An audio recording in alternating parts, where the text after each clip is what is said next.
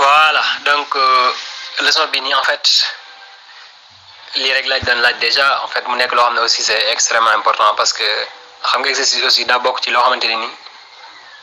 day tester sa connaissance daal xam ba xam yow li ngay jàng xam nga wala déet ok a bird mooy picc a bird can fly but it can't talk bi dama ko tëb can't talk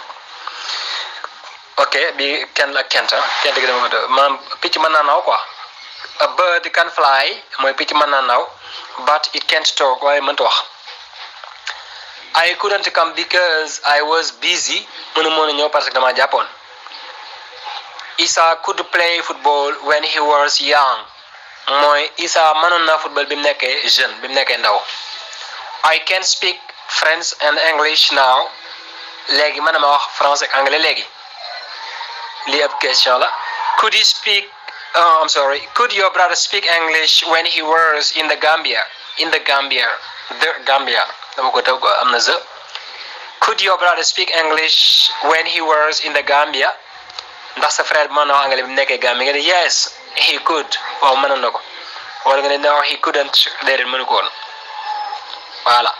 28th of January 2020 Ken